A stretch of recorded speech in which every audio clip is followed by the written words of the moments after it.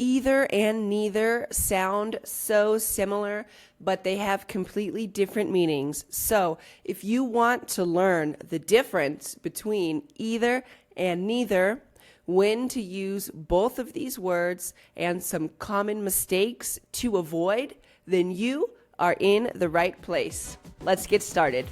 Guys, welcome back to another episode of Actually English, the podcast where we take real English from real life and we break it down so that it actually makes sense. I'm your host, Jenna, and like always, I am so excited to be here with you. If you stick with me for this entire episode, at the end, you will know the difference between either and neither. All right, let's get right into it. The first thing that I want to clarify is there are two pronunciations for these words, and it doesn't matter which one you use. You will hear both, okay? You can say either and neither, or either and neither. I use both. I don't know. I can't decide, I guess, and naturally both come out. So sometimes I'll say, yeah, me neither, or yeah, me neither, right? It doesn't matter. I hear people use both, and it's not a country thing either, I don't think. Either. It's just people's personal preference on how they want to say the word. So pick a pronunciation, and if you change it, it doesn't matter. All right? Either, neither, either, neither. Okay? Same words. Okay, so the basic difference that I want you to memorize is either means one of two options, and neither means none. Not one, not the other. Okay, that's the basis that I want you to remember. And we are always talking about two things. Okay? If somebody says either or neither, they're talking about two possible options. Okay?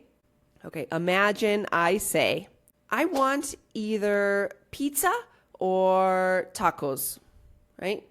We have two options. Both options are possible. Either. I can choose one of the two options, right? If I wanted the two, I would say both, but I didn't. I am okay with either pizza or tacos, either, when both options are possible and okay. You can sit on either side, meaning you can sit on the left or the right. It doesn't matter. You have to choose one, but both options are okay. That's when we use either. Now let's change it. Neither, with an N, neither is when both options are bad, not possible, right? I want neither pizza nor tacos, okay? I don't want pizza. I don't want tacos. Zero options. No, none. Neither of the two. Neither. Another example. Neither answer is correct. Say you have a test question with answer A and answer B. You're trying to choose between A and B. You ask the teacher, A or B?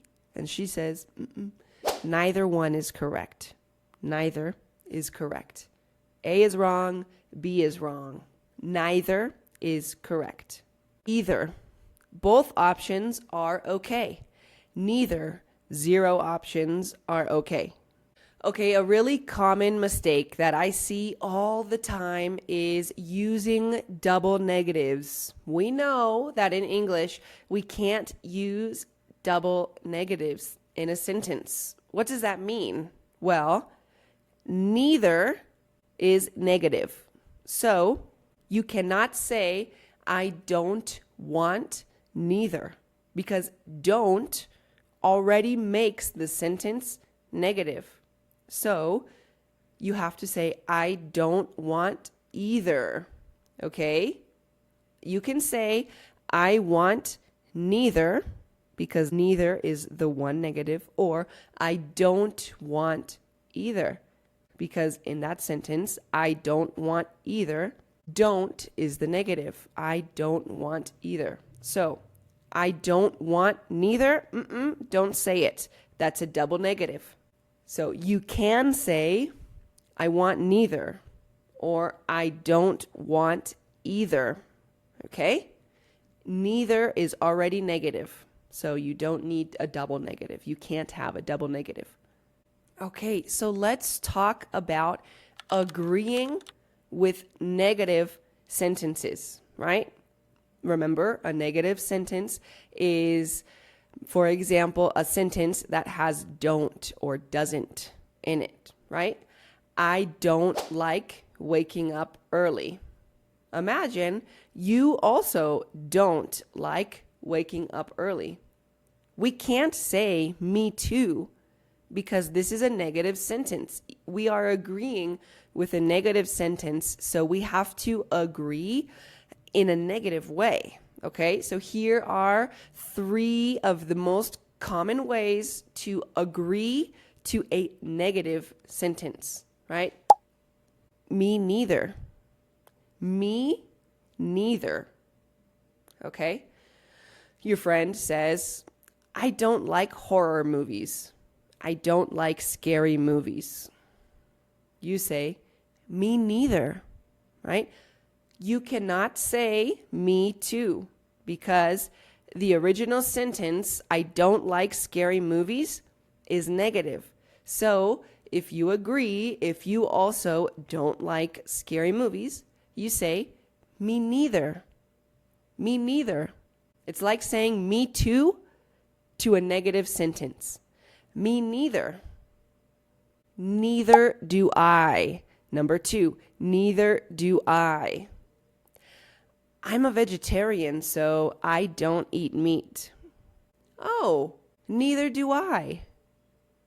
The sentence, I don't eat meat, is negative, so you agree with a negative.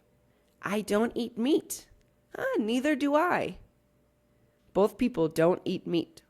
Your friend says to you, I would love to go to the beach, but I can't swim. It's okay. Neither can I. We can just hang out on the sand. Neither can I. Oh, he doesn't drive. Neither does she. Neither does she. So we have 1, me neither. 2, neither do I. And 3, I don't either. Okay, now this is with either. And since either is not negative, we need a negative in the sentence, which is don't, right? I don't either. Gosh, this is so hard. I don't understand this. I don't either. Okay, or I don't understand either. It's hot.